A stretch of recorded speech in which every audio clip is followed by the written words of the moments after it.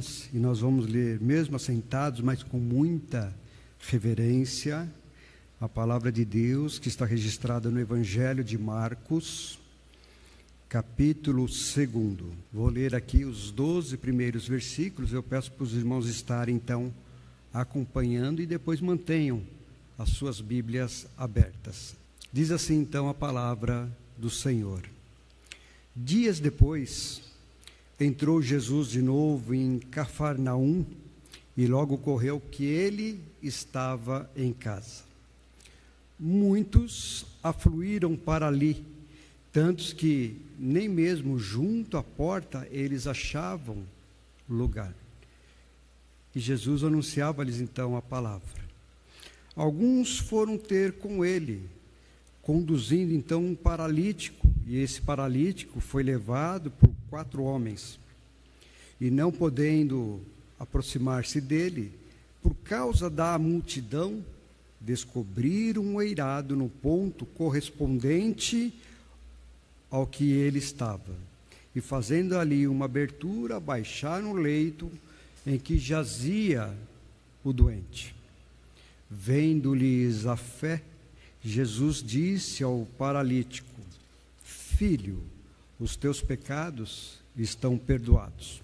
Mas alguns dos escribas estavam assentados ali e arrazoavam em seu coração: por que ele fala deste modo? Isto é blasfêmia. Quem pode perdoar pecados senão um, que é Deus? E Jesus, percebendo logo por seu espírito que eles assim arrazoavam, disse-lhes: por que arrazoais sobre estas coisas em vosso coração? Qual é mais fácil, dizer ao paralítico: estão perdoados os teus pecados, ou dizer: levanta-te, toma o teu leito e anda? Ora, para que saibais que o Filho do Homem tem sobre a terra a autoridade para perdoar pecados, disse então ao paralítico: eu te mando, levanta-te, toma o teu leito e vai para tua casa. Então ele se levantou e, no mesmo instante, tomando o leito, retirou-se à vista de todos, a ponto de se admirarem todos e darem glórias a Deus, dizendo: jamais vimos coisa assim. Primícias, como nós já ouvimos, é entrega dos primeiros frutos, a primeira colheita, e ali a entrega do melhor, daquilo que se tem para poder então entregar. A festa das primícias, ela proporciona a nós, como igreja, um grande momento de ação de graças, pois os filhos e filhas que fazem parte desse meio, aqueles que nos visitam, aqueles que estão juntos conosco, podem expressar então de maneira concreta a sua gratidão a Deus pelas muitas e diferentes bênçãos derramadas então em nosso meio e durante todo este ano. Com este culto, nós lembramos que no dia de ontem encerrou-se o calendário eclesiástico e hoje inicia então um novo momento na vida da igreja, com nova perspectiva, a fim de que nós possamos desenvolver o trabalho para o nosso Senhor e Salvador Jesus Cristo. E com este culto, com esta entrega, com a nossa reflexão, com a recepção dos irmãos, com as crianças, nós entregamos tudo nas mãos do Senhor. Embora nós não sabemos o que vai acontecer a partir de agora, mas tudo está entregue nas mãos do Senhor e nós sabemos que o Senhor faz o melhor na vida dos seus. Portanto, começa então a se descortinar o ano de 2026. O desconhecido começa então a se tornar conhecido. Nesse momento nós já sabemos, louvamos a Deus, glorificamos a Deus, acabamos de ouvir aqui que o nosso irmão licenciado Rafael No dia de ontem ele foi aprovado e na próxima quarta-feira aproveito a dizer a todos que nós não teremos o culto, o estudo aqui na igreja, porque nós estaremos lá na IPI de Filadélfia, depois vamos colocar o endereço no nosso grupo, a fim de nós participarmos da ordenação do nosso irmão, como pastor da Igreja Presbiteriana Independente do Brasil. Mas nós já sabemos então que este nosso irmão, ele vai ser pastor da Igreja Presbiteriana Independente do Brasil e vai ser alocado, se Deus permitir, na reunião do presbitério, na Igreja Presbiteriana Independente de Mauá. Portanto, nós já temos como certo o pastorado para a igreja do próximo ano. E por isso nós precisamos orar muito por este menino, nós precisamos orar muito para que Deus continue a estar trabalhando na vida do mesmo. Portanto, ele vai continuar conosco e vai continuar nos levando à presença do Senhor. É um momento de grande alegria quando nós podemos agradecer a Deus pelo bem derramado então em nosso meio. E não somente o Rafael, não somente o recebimento dos irmãos, mas a igreja aqui, ela é fruto da oração, porque a palavra do Senhor, ela é maravilhosa, e ela nos ensina a todo momento. Diante desse texto, nós vamos enxergar então a bondade, nós vamos enxergar o poder, nós vamos enxergar a graça de Deus, do início ao fim. E para nós já iniciarmos, diante do texto ao qual nós estamos falando, logo no seu início nos diz que Jesus entrou de novo em Cafarnaum. E aqui eu quero dizer para os irmãos e irmãs que nós precisamos ser seguidores de Cristo. E Cristo, ele era peripatético. Guardem bem essa palavra. Jesus Cristo, ele era peripatético. E assim nós também devemos ser. A palavra às vezes assusta um pouco quando é colocada. Então nós precisamos entender o que significa esta palavra. Esta palavra peripatético é um termo cunhado através do pensamento do filósofo grego Aristóteles, por volta do ano 322 antes de Cristo. E o que significa esta palavra? Significa que é aquele que ensina caminhando. Vou repetir, peripatético significa aquele que ensina caminhando. Ufa! Os irmãos se assustaram no momento, porque eu estou olhando aqui a expressão, e eu também me assustei, mas é isto, é aquele que ensina caminhando. É uma técnica de ensino que combina o caminhar com a reflexão, olhando tudo o que está à sua volta e ao mesmo tempo gera um debate, uma conversa, uma troca de experiência. Foi exatamente esta forma de ser que fez Jesus se tornar conhecido. A igreja que sou eu, a igreja que é os irmãos e irmãs, esta igreja precisa levar as boas novas a quem não conhece. Vejamos, logo no seu preâmbulo então do texto, ele nos diz que Jesus, ele entrou novamente na cidade de Cafarnaum. E isso vai nos remeter diretamente ao entendimento de que Jesus já esteve nesta cidade. Jesus esteve nessa cidade e Jesus saiu dessa cidade. Por que Jesus saiu dessa cidade? Por que Jesus ficou um tempo fora e agora ele está de volta? Então nós precisamos relembrar alguns textos, e Mateus capítulo 4, versículo 12 a 17, nos vai dizer que Jesus deixou a cidade de Nazaré e ele foi morar na cidade de Cafarnaum. E é nesta cidade que ele chama então para ser seus seguidores, Simão e André. É no dia de hoje que Ele continua nos chamando para sermos seus seguidores. É a partir desse momento que Ele dá início ao seu ministério. Portanto, a cidade de Cafarnaum foi o ponto de partida da missão de Jesus. A partir deste local, o Evangelho foi sendo apresentado pelo próprio Jesus de cidade em cidade. E se nós observarmos, eu peço para os irmãos retroagirem apenas uma página, no capítulo 1 do Evangelho de Marcos, no capítulo de número 38. Jesus disse assim então para os seus discípulos: vamos a outros lugares, vamos às povoações vizinhas, a fim de que eu pregue também ali, pois para isto é que eu vim. É para isto que a igreja de Cristo Jesus existe, para pregar as boas novas. Portanto, Cafarnaum foi o ponto de partida. Esta igreja, as nossas casas também precisam ser um ponto de partida.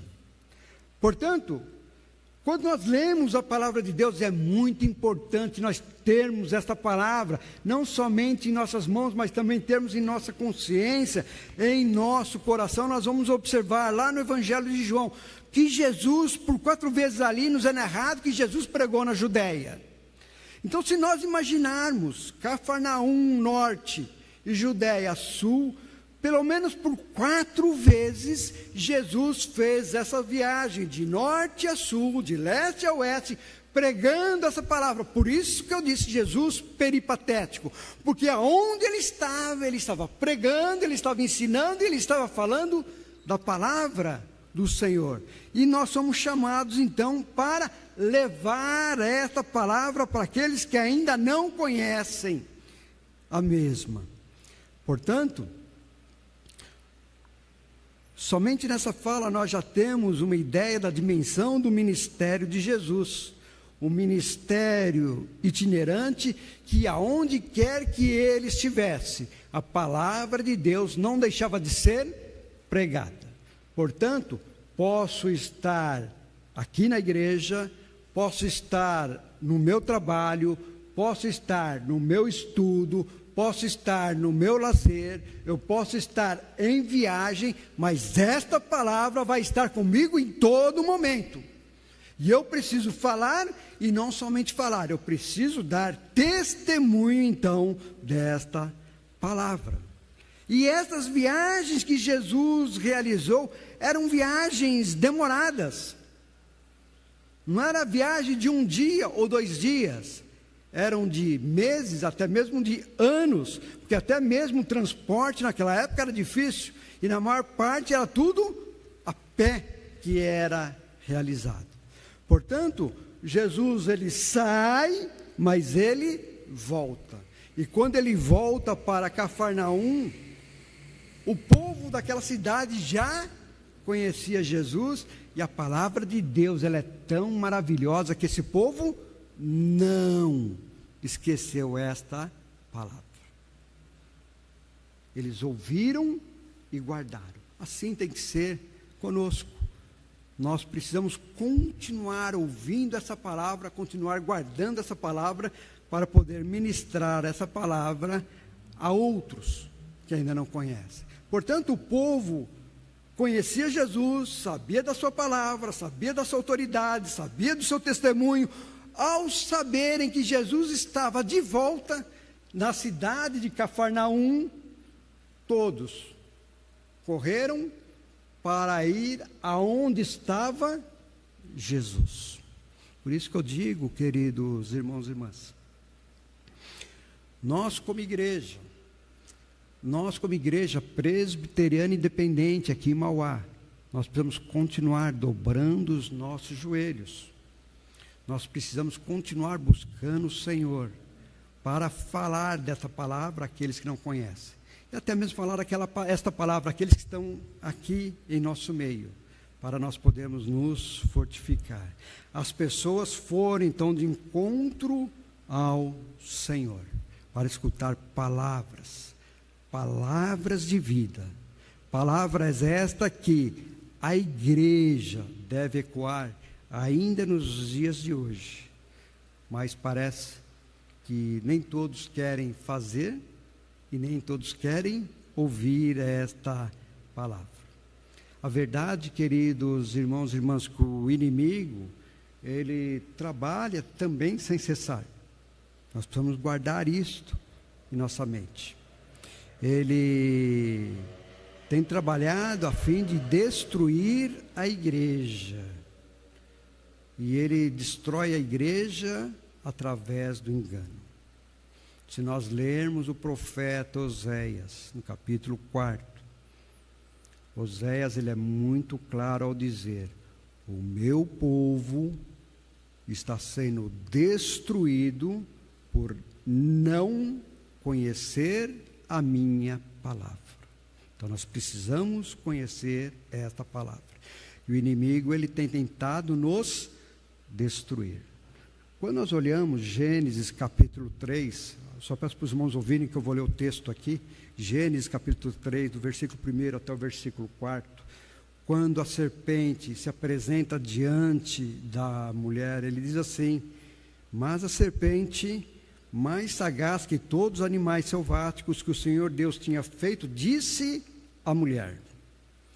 É assim que Deus disse: não comereis de toda árvore do jardim?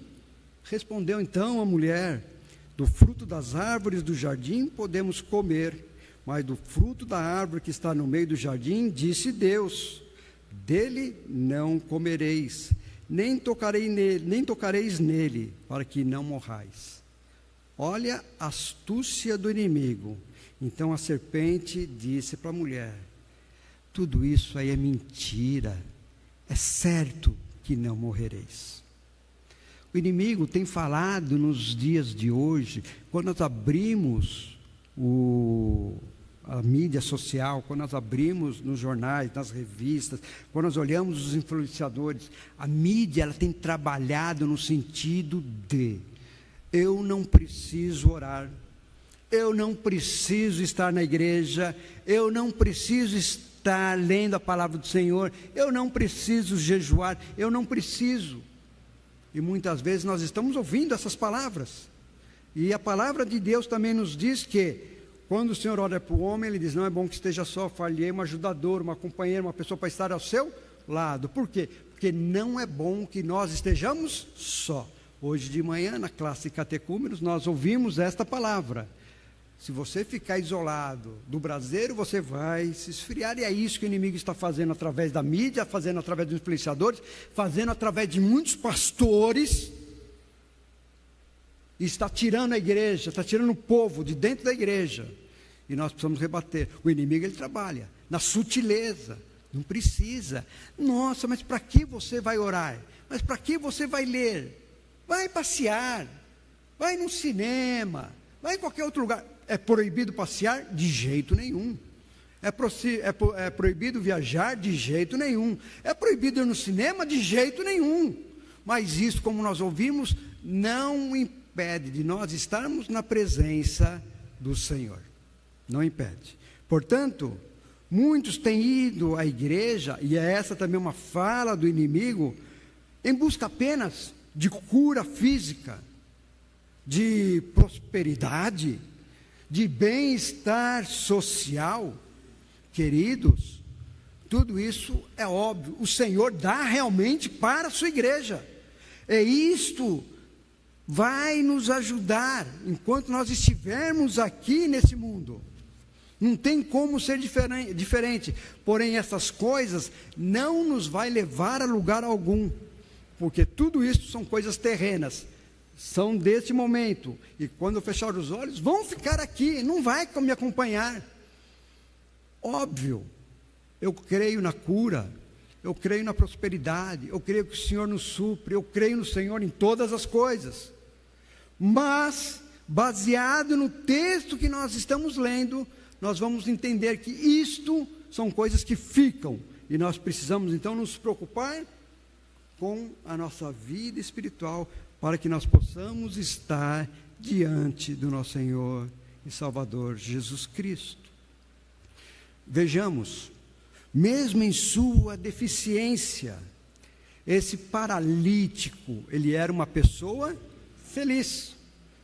Aí os irmãos vão dizer: como feliz se não podia andar? Como feliz se estava num leito? Como feliz estava? Feliz porque ele tinha a companhia de uma segunda pessoa. Acabei de dizer, o Senhor olhando para o homem disse: não é bom que esteja só. Olhando para o casal disse: não é bom que estejam só. Então havia companhia da outra pessoa. Então esse paralítico ele era feliz, porque diz-nos o texto que ele tinha pelo menos 4 amigos.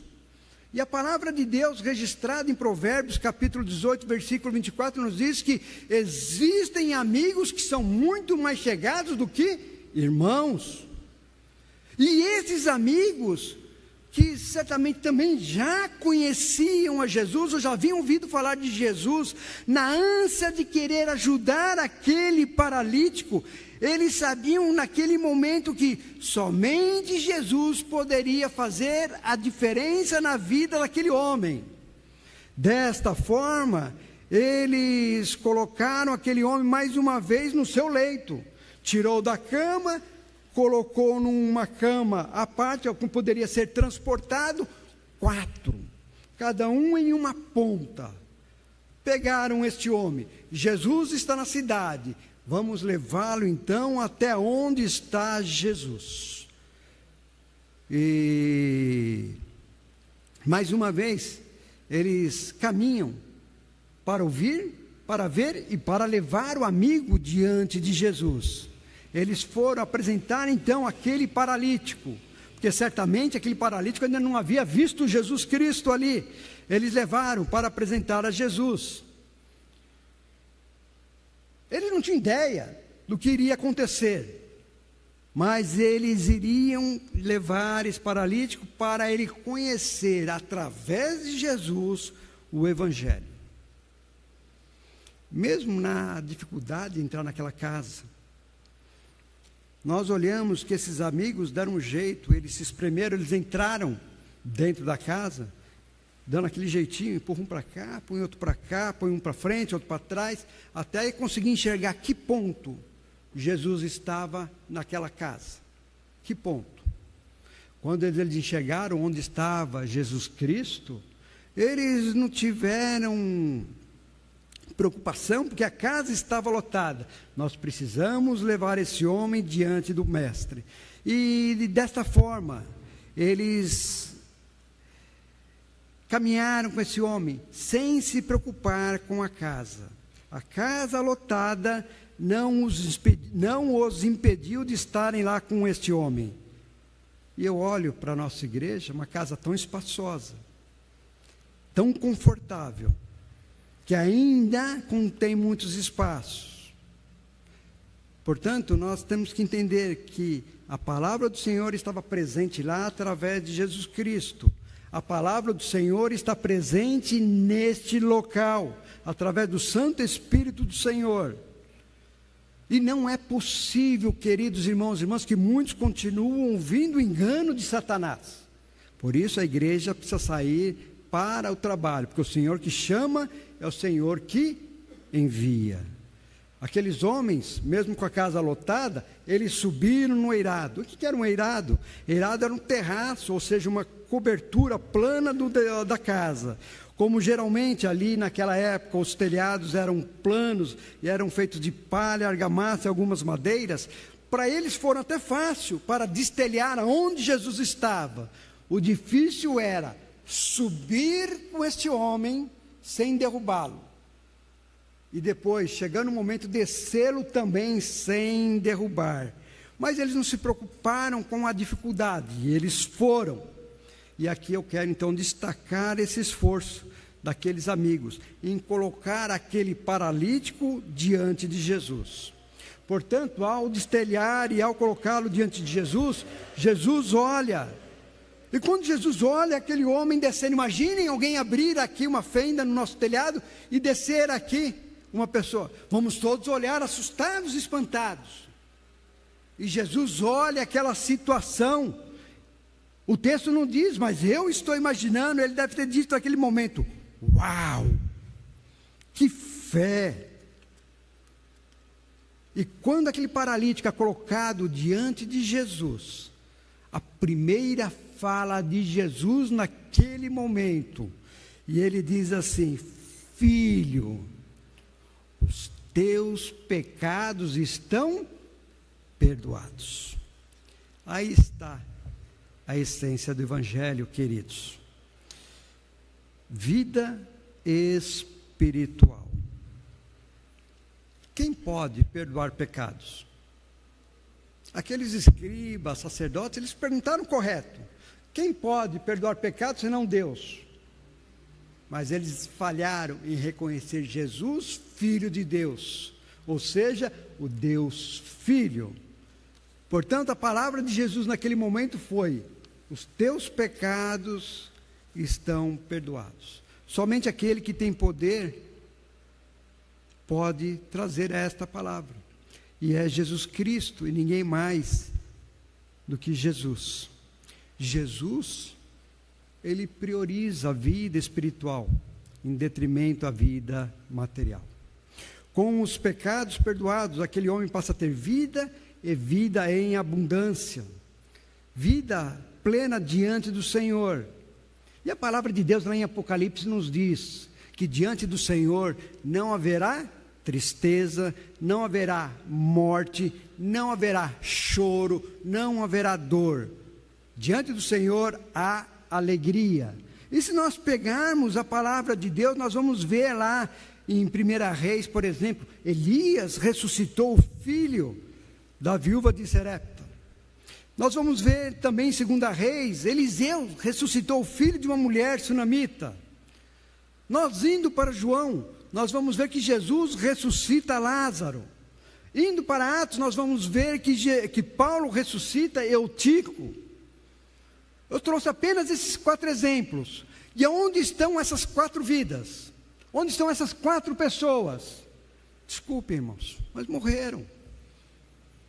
E morreram 2 vezes. Porque aqui nós estamos de passagem.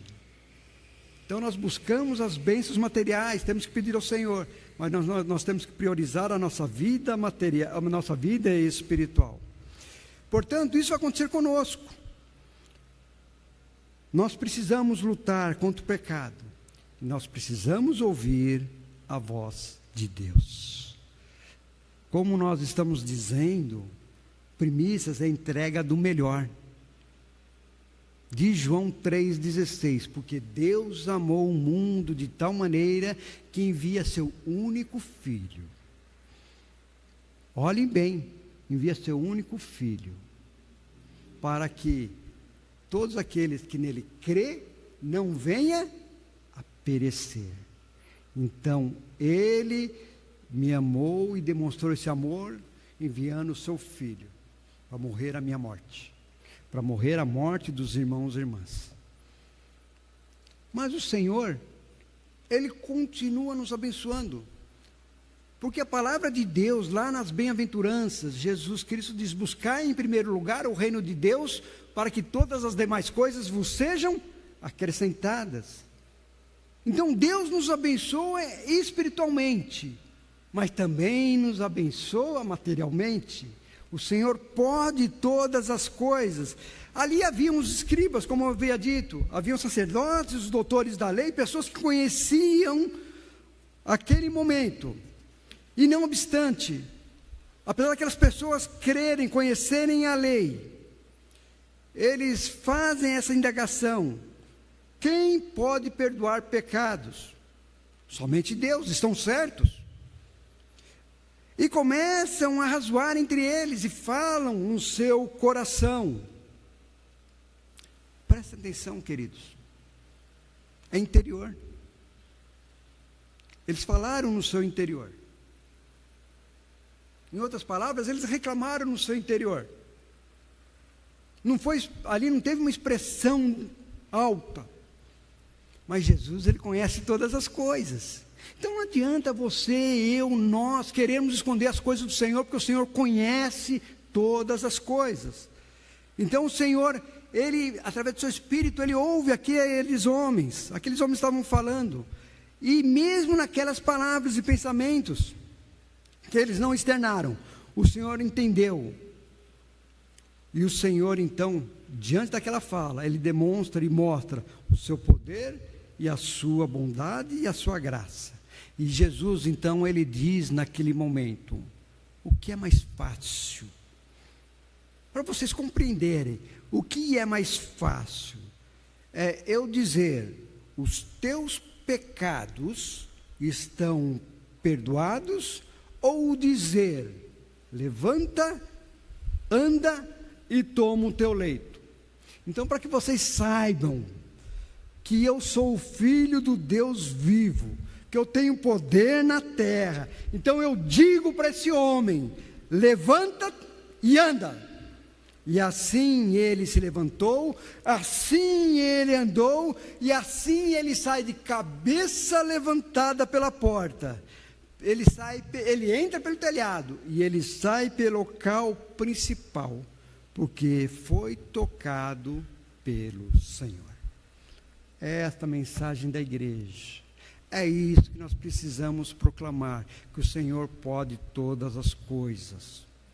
O Senhor, Ele prioriza a sua vida espiritual em primeiro lugar, mas Ele não te abandona materialmente. Por isso Ele diz, busque primeiro o reino e todas as coisas vos são acrescentadas. Às vezes nós invertemos, buscamos todas as coisas e se sobrar tempo, eu sirvo o Senhor. Por isso há no nosso meio pessoas enfermas, pessoas doentes, pessoas que não prosperam, pessoas com dificuldades, pessoas com lutas, pessoas chorando, pessoas com dores, porque não busca em primeiro lugar o reino de Deus. E o Senhor é tão bom, porque quando nós entregamos, óbvio, uma cesta básica, é cara, não dá para nós dizermos que não é, é cara. Um leite, infelizmente, está caro. Mas quando nós olhamos essas cestas, quando nós olhamos os leites, quando nós olhamos os alimentos, nós olhamos e sabemos, famílias vão poder ser contempladas e vão poder ter um período sem fome. E a igreja precisa continuar a fazer como nós fazemos todos os meses. Mas hoje é um dia especial. Portanto, amados irmãos e irmãs, aquele homem sai pela porta.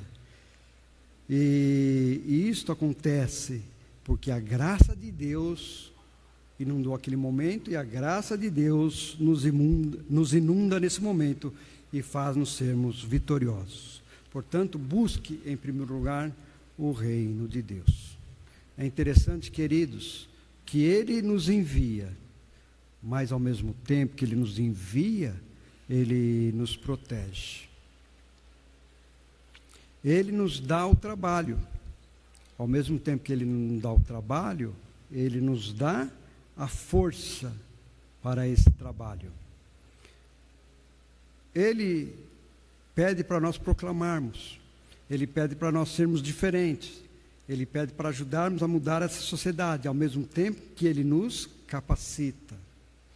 Portanto, Ele manda pregar. E é Ele quem nos dá palavras de sabedoria. Ao mesmo tempo, diz, você vai fazer isto. Ele disse isso para Moisés.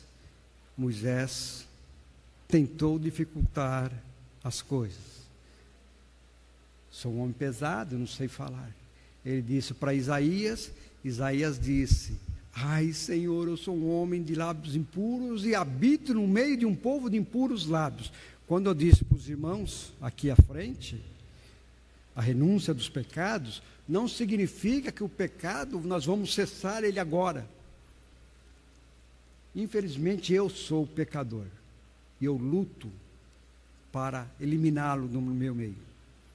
E isso vai ser uma luta constante até a volta do Senhor.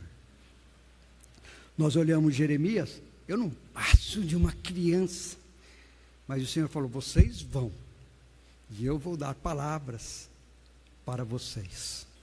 E Ele diz então, ao mesmo tempo, você vai, e Ele convida a igreja, Ele fala para a igreja, vocês vão. Nós podemos ser teimosos, nós podemos lutar contra esta palavra, mas tenho certeza, como o nosso irmão licenciado Rafael falou aqui, levamos até um tempinho para maturar a ideia. Mas quando o Senhor chama, você vai fazer essa obra. Sabe por quê, queridos? O trabalho não é nosso. O trabalho é do Senhor. E nós precisamos então, nesse momento, entender esta palavra. O Senhor nos envia para fazermos a sua obra.